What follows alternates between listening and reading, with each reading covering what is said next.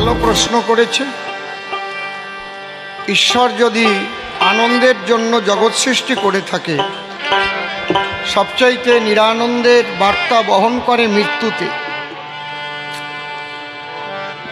এবং মৃত্যু ভয়ই হচ্ছে মহাভয়। যে কারণে আমরা সেই 21 সাল থেকে নাক মুখ ঢেকে চলতাম। যা জীবনে দেখি নাই তার ভয় পেয়েছি, তার নাম করোনা। নাকি কেউ দেখেছেন করোনা? করোনা কেমন দেখতে কেউ জানেন? কেউ আমরা দেখি নাই, কিন্তু করোনার ভয়ে প্রেমিক প্রেমিকার যে চুম্বন পর্যন্ত বন্ধ হয়ে গেছে এই করোনার চোটে। যদি স্বামীর হয় করোনা, বউ কয় ওই দিক সরোনা। তাহলে মরণের ভয় হচ্ছে সবচাইতে বড় ভয়। কিভাবে এই মৃত্যুকে জয় করা যায়, আজকে সেই আলোচনা, জন্ম এবং মৃত্যু। হা হা হা।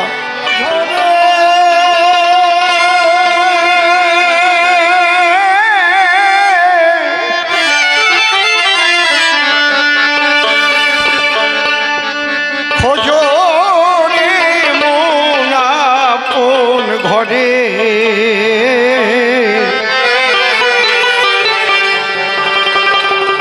মানুষ কঞ্জনা রে মন, মানুষ কঞ্জনা রে খোঁজরে মন আপন ঘরে, মানুষ কঞ্জনা রে মন, মানুষ কঞ্জনা। এই যে হাড়ে মাংসে জোড়া দেওয়া,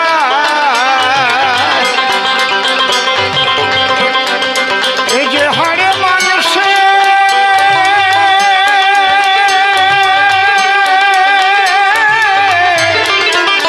হাড়ে মাংসে জোড়া দেওয়া, হাই কি মজা ঘরে খানা।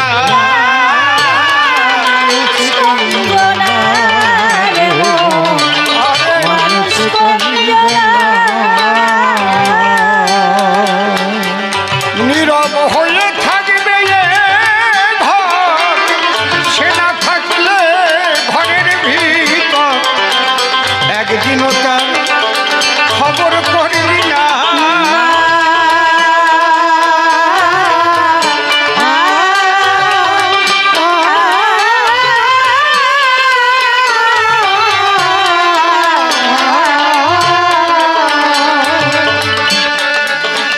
নীরব হয়ে থাকবে ঘর, সে না থাকলে ঘরের ভিতর, একদিনও তার খবর করলি না।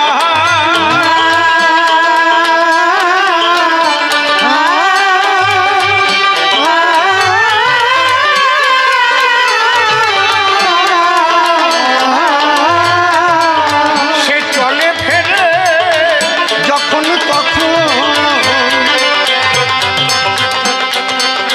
সেই মানুষ চলে ফেরে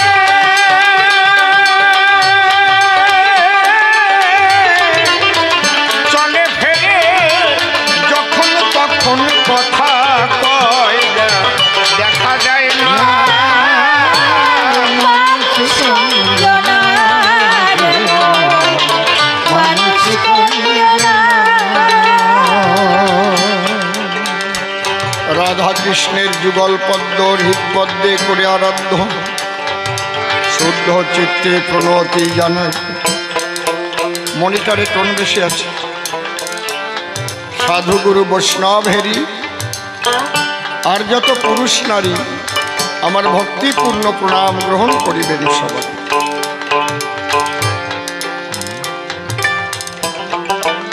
অধ্যকার এই কবিগান আমাদের বিদায়ের অনুষ্ঠান। গানের পরে সব আসে করব প্রত্যাবর্তন।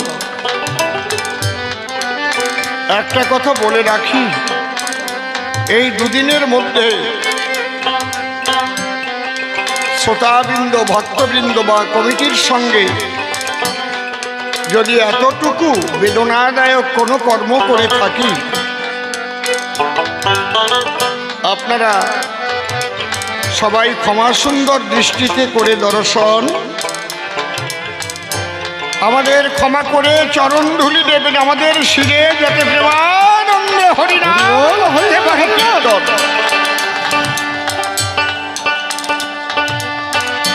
আজকে নির্মল বাবাজি এসে দাঁড়ায় সভ্য সভা পাশে। পরীক্ষিত মহারাজ নাম করিয়া ধারণ, আমাকে করেছে সুখদেব ব্রহ্মচারী। আমি কি আর সেই অত বড় ব্রহ্মচারী হতে পারি? আমি তো সংসারী মানুষ একজন। তথাপিও গাইতে এসেছি কবিগান। ব্রহ্মচারীর ভূমিকা যখন করেছে দান, সেই ভূমিকা আমাকে করতে হবে গ্রহণ। হ্যালো, আমরা একটু বিরতি দিচ্ছি।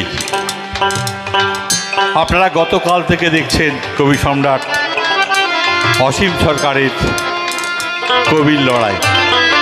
আমরা গর্বিত যে ২৭তম সর্বজনীন গাজল উৎসবকে উনি অলঙ্কৃত করেছেন। আমরা উৎসব কমিটির পক্ষ থেকে ওনাকে বরণ করে নেব।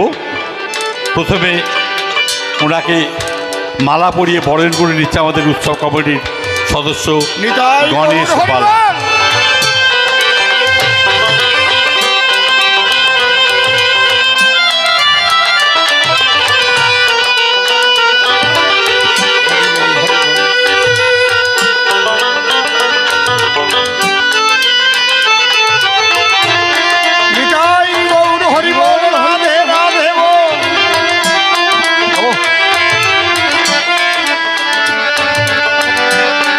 এবার শাল পরিয়ে বরণ করে নিচ্ছে আমাদের ২৭তম সার্বজনীন গাজল রাজোৎসবের সহ সভাপতি তপন বিশ্বাস। জয় রাধে।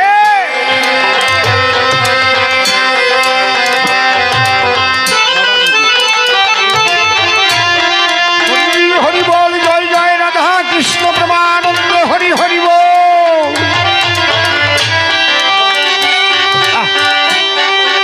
এবার উৎসব কমিটির পক্ষ থেকে মোমেন্টো দিয়ে ওনাকে সম্বর্ধিত করছেন আমাদের উৎসব কমিটির কোষাধ্যক্ষ পবিত্র বিশ্বাস।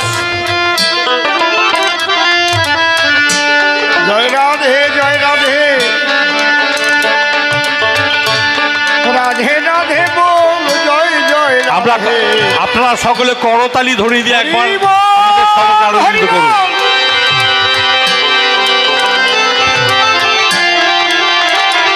জয় রাধে, নিতাই গৌর হরি বল, হরি বল, হরি বল।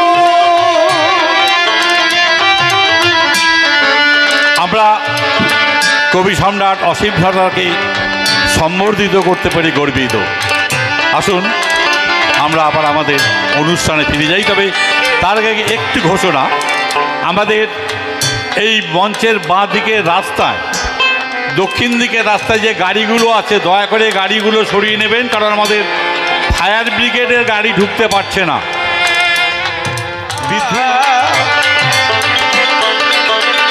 এই যে হাড়ে মাংসে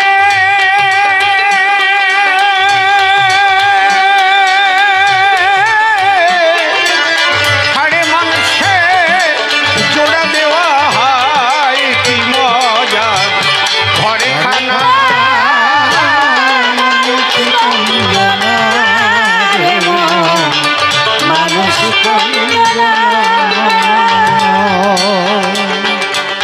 অধ্যকার এই কবিগান রাস কমিটির পক্ষ থেকে গতকাল এবং আজ যে সম্বর্ধনা দিলেন আমাকে, তার বিনিময়ে যে আমি কিছু করব দান, তেমন কিছু আমার নাই। আমি একটু কবি গান গাই। তবে আমি প্রার্থনা করি ঈশ্বরের সন্নিধান, হে পরম করুণাময়, গাজলবাসীর যেন কল্যাণ হয়, সকলে যেন সকল দিক দিয়ে থাকে সুস্থ অবস্থায়।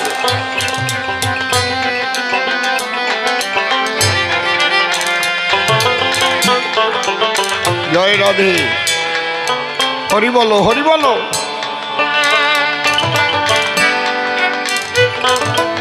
এবারে আমি প্রণামী আর সুখদেব ব্রহ্মচারীর পায়ে যাচ্ছি তার ভূমিকায় জীবন মরণের করতে আলাপন। আমারটা হাত দিলি কেন?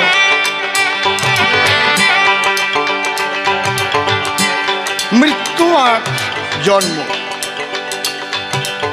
আমি ছোট্ট একটা কাহিনী আগে বলবো, তারপরে বুঝতে পারবেন। এক মা স্বামীকে ভীষণ ভালোবাসে, এক মুহূর্ত যেন স্বামীকে না দেখে থাকতে পারে না। স্বামীকে ভীষণ ভালোবাসে। বাসা বাঁধি কেন সুখের বাসা, এখনো টোন বেশি আছে, কোনটাই দেখো। নিয়তি কিন্তু ক্ষমা করে না। একটা সন্তান জন্ম নিল, সন্তানটা বেঁচে আছে, মা মারা গেল। ওই সন্তান কি খেয়ে বাঁচবে না মরে যাবে সে চিন্তা নিয়তি করে না। ওটা তার কর্মের উপর নির্ভর করে। সে যে এই জন্মে মাতৃহারা হবে, এটা প্রারব্ধ কর্মফল নিয়েই জন্ম নিয়েছে সে ভবে। নিয়তি খুব নিষ্ঠুর, নিয়তি ভীষণ নিষ্ঠুর। তুমি যতই ভালোবাসো না কেন একে অপরকে, সবসময় মনে রাখবা ছেড়ে তোমাদের যেতেই হবে, এবং যার যখন সময় আসবে সে তখন যাবে। তো ওই মায়ের স্বামীটা মারা গেল। এত ভালোবাসার স্বামী যদি মারা যায়, পাগলের মতো হয়ে গড়াগড়ি করছে ধুলায়। কেউ মাথায় তেল জল দিচ্ছে, কখনো ফিট পড়ছে, কখনো ভুল বকছে, কখনো দাঁতে দাঁত লেগে যাচ্ছে। আর ওই স্বামীকে তুলসী তলায় দুটো তুলসীর পাতা চোখে দিয়ে পাটির পরে শুয়ে রেখেছে। ঠিক এই সময় এক সিদ্ধ মহাপুরুষ ওই বাড়িতে প্রবেশ করছে।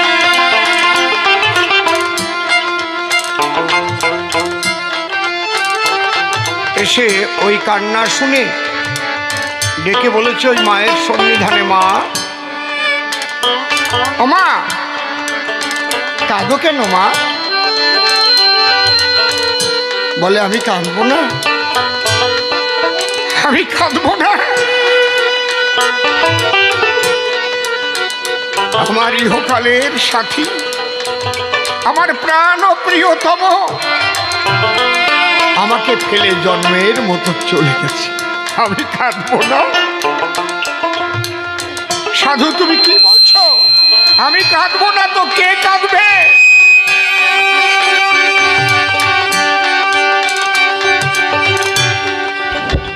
সাধু বাবা বলছে, মা, কে চলে গেছে? বলে আমার স্বামী চলে গেছে। তা ওই তুলসী তলায় ওই যে কাপড় দিয়ে ঢাকা একটা দেহ দেখা যায়, ওটা কে? বলে ওটা আমার স্বামীর মরদেহ। ও, তাহলে ওই দেহের ভিতরে তোমার স্বামী ছিল, এখন আর নেই। ওমা, একটা কথা বলি, কি? যে স্বামী দেহের ভিতর থেকে চলে গেছে তার সঙ্গে কি তোমার জীবনে দেখা হয়েছে মা?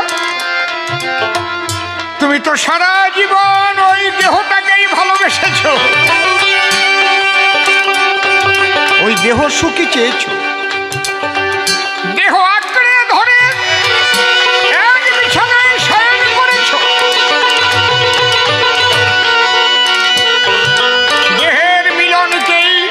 সুখ ভেবেছ, কিন্তু কোনোদিন কি ভেবেছ ওই দেহের মধ্যে আমার স্বামীকে আর আমার মধ্যে আমিকে একটু দেখব? যদি তোমার স্বামীকে তুমি দেখতে পেতে মা, আর যদি তোমাকে দেখতে পেতে তাহলে মায়ার কান্না কাঁদতে না। এখনো সময় আছে মা তোমার, আর দেরি করো না। যে চলে গেছে তাকে যেতে দাও, তার পথ আগলে রেখে তুমি তার যাত্রা ভঙ্গ করতে পারবে না। সেই জন্মে যে কাজ করেছে সেই কর্ম অনুসারে আবার সে জন্ম গ্রহণ করবে। তুমি যে কটা দিন বেঁচে আছো সাধু সেবা করো, হরি নাম করো, জীবনটা ইষ্টপদে সমর্পণ করো। এই ঘরের মধ্যেই মানুষ থাকে, সেই মানুষটাকে চিনতে হয়। যারা তাকে চিনেছে তারা মৃত্যুকে ভয় পায় না। কবিগুরু রবীন্দ্রনাথ বলেছেন, মরণ তুহু মম শ্যাম সমান। এই জন্যে কবি গান লিখলেন, নীরব হয়ে থাকবে ঘর, ভাই সে না থাকলে ঘরের ভিতর একদিনও তা সন্ধান করিলি না।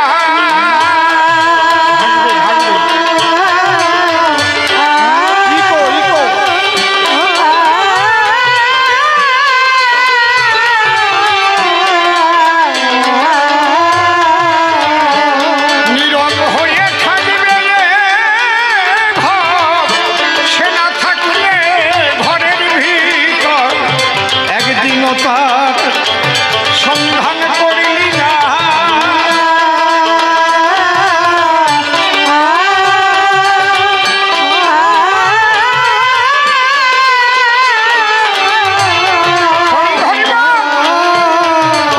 চলে ফেরে যখন তখন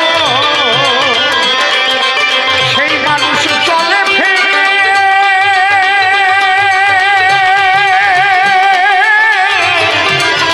চলে ফেরে যখন তখন কথা কয়ে যায়, দেখা যায় না।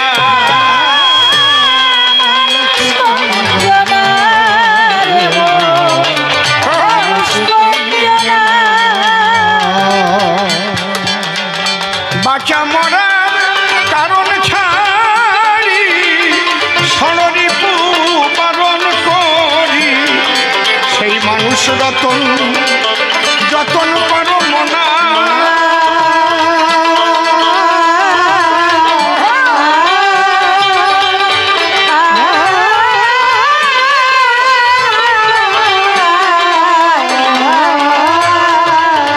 ওরে বাঁচা মরার কারণ ছাড়ি ষড়রিপু পালন করি, সেই মানুষ রতন এখনো যতন করো মনা।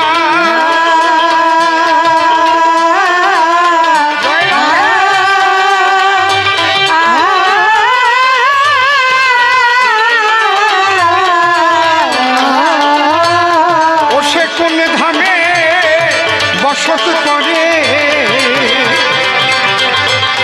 ও সে কোন ধামে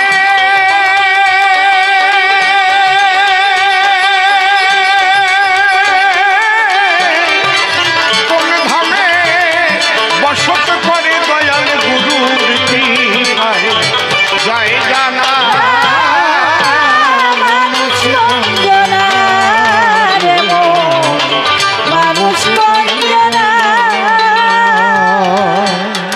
তুমি আমার মনিটরগুলো বন্ধ করো, মনিটর আমার বন্ধ করো, এত কষ্ট করে গান পাওয়া যায় না।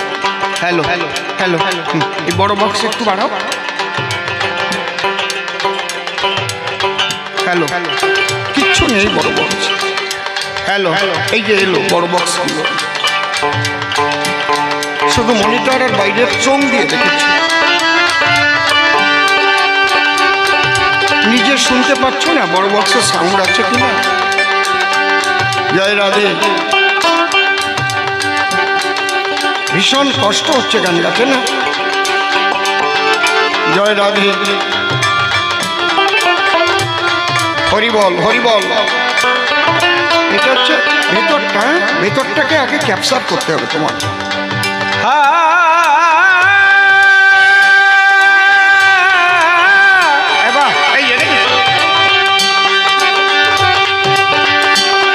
এইবার একটু মনিটার দিলে হয়ে যাবে। মনিটার দিয়েছ আর দরকার নেই।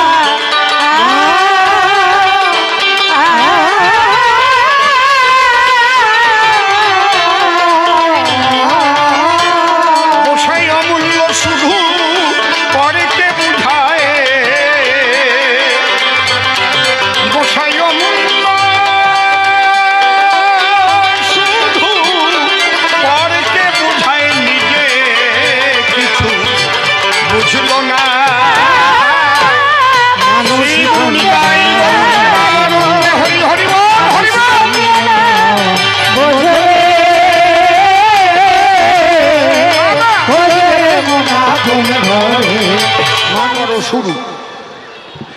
শিব দৌড়াইয়া কৃষ্ণের কাছে হইল উদয়, বলে কৃষ্ণ পিতবাস তোমার মধ্যে কেন এমন মরণের ত্রাস?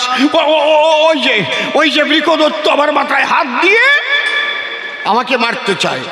বলে কৃষ্ণ জগন্নাথ তোমার মাথায় দিলে হাত, তোমার নাম মৃত্যুঞ্জয়, তোমার কেন মৃত্যু ভয়? বলে আমি তো বর দিয়ে পাওয়ার দিয়েছি ওরে সময়, যার মাথায় হাত দেবে তার মাথা ভস্য হবে, এখনো আমার মাথায় হাত দিয়েই ভস্য করে বউনি করতে চায়। তখন কৃষ্ণ কয়েকটা কথা বলেছিল, এটা পড়ে দেখবেন। শিব একটা কথা বলি কি, যাকে তাকে শক্তি দিতে নাই। বলি তোমার পুরোভাগে একটা শক্তি অর্পণ করার আগে সেই শক্তি তুমি কাকে দান করছো এটা বিশেষভাবে বুঝে নেওয়া চাই। এই জন্য অপাত্রে শক্তি যদি কখনো পড়ে যায় সেই শক্তির দ্বারাই সমাজের প্রভূত ক্ষতি হয়। আমি কথার কথা বলতেছি, মনে করেন আমি ছোটকালের থেকেই চুরি করা আমার স্বভাব।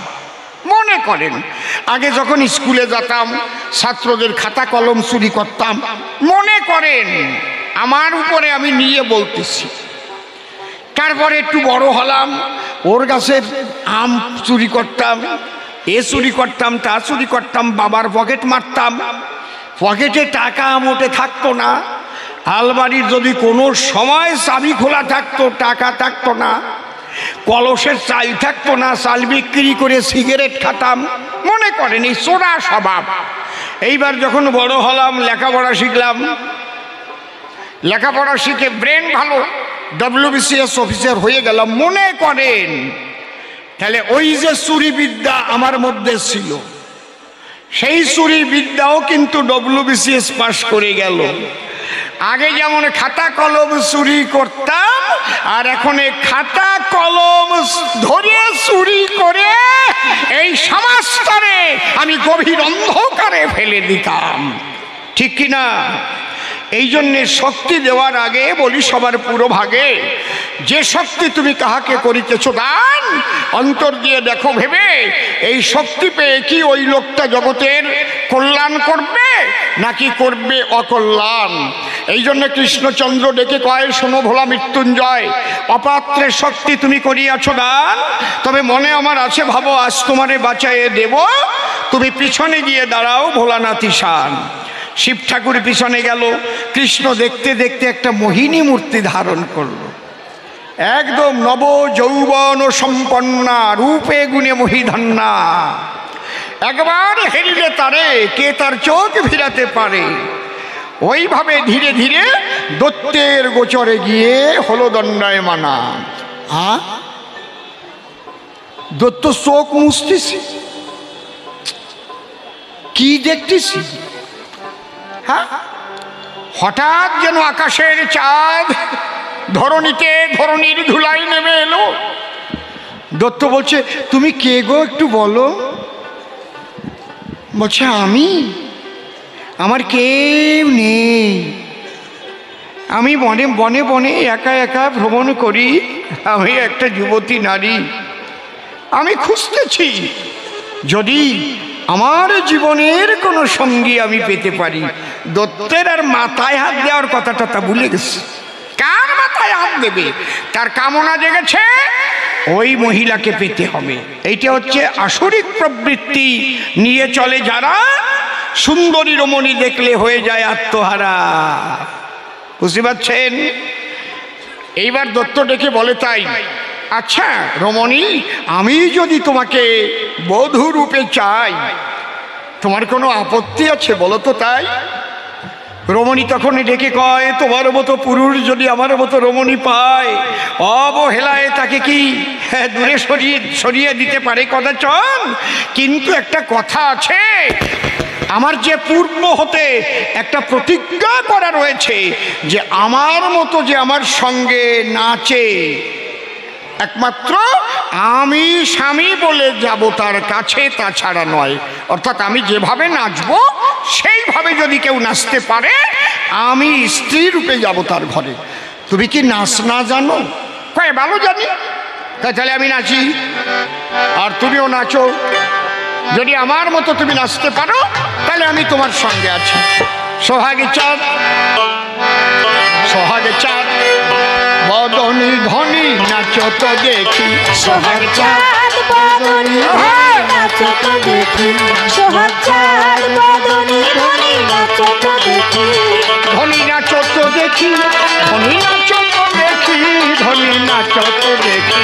সোহাগ চাঁদ বদনী সোহাগ চাঁদ বদনী ধনী নাচো তো দেখি। কৃষ্ণের এক নাম কি? কৃষ্ণের এক নাম নটবর। কৃষ্ণ নৃত্য করছে, নৃত্যের কতগুলো মুদ্রা আছে দেখবেন। স্টেজে যখন নাচে একভাবে কি নাচে, কত মুদ্রা আছে না? কখনো এইভাবে নাচে, কখনো এইভাবে নাচে, কখনো এইভাবে নাচে, কখনো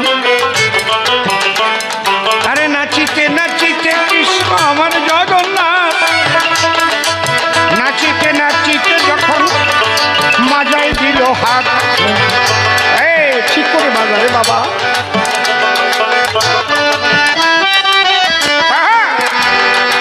নাচিতে নাচিতে কৃষ্ণ আমার জগন্নাথ, যখন আর গোবিন্দ মাজায় দিল হাত। সোহাগ চাঁদ বদনী ধনী নাচো তো দেখি, সোহাগ চাঁদ বদনী ধনী নাচো তো দেখি।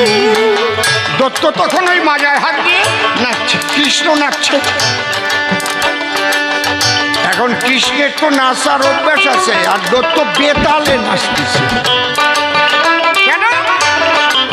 দেখবেন যখন নব যৌবন কোনো যুবক পায়, ওই পার্কের কোনায় গান গাইতে না পারলেও বসে বসে গান গায়। আজকে দত্ত মনে মনে ভাবে নাচতে পারলেই তো এই সুন্দরী পাওয়া যাবে। সোহাগে চাঁদ বদনি ধনি নাচো তো দেখি, সোহাগ চাঁদ বদনি ধনি নাচো তো দেখি, ধনি নাচো তো দেখি, ধনি নাচো তো দেখি, ধনি নাচো তো দেখি। সোহাগ চাঁদ বদনি ধনি নাচো তো দেখি, সোহাগ চাঁদ বদনি ধনি নাচো তো দেখি। কৃষ্ণচন্দ্র নাচতে নাচতে মুখেতে হাত দিল, দত্ত নিজের মুখে হাতে ছোঁয়াইল। সোহাগ চাঁদ বদনি ধনি নাচো তো দেখি, সোহাগ চাঁদ বদনি ধনি নাচো তো দেখি। কৃষ্ণ যখন এই মুদ্রা দিয়েছে, দত্ত এই মুদ্রা দিচ্ছে। ওর কিন্তু মনে নাই মাথায় হাত চাপ দিলে যে ভস্ম হবে। নাচিতে নাচিতে আমার কৃষ্ণ জগন্নাথ, নিজের মাথায় নিজে যখন কৃষ্ণ দিল হাত। সোহাগ চাঁদ বদনি ধনি নাচো তো দেখি, সোহাগ চাঁদ বদনি ধনি নাচো তো দেখি। ওরে তাই দেখিয়া দত্ত নিজের মস্তকে হাত দিল, সঙ্গে সঙ্গে দত্তের মাথা ভস্ম হয়ে গেল। সোহাগ চাঁদ বদনি ধনি নাচো তো দেখি, সোহাগ চাঁদ বদনি ধনি নাচো তো দেখি। রাধে! দত্ত শেষ চিচিং ফাঁক।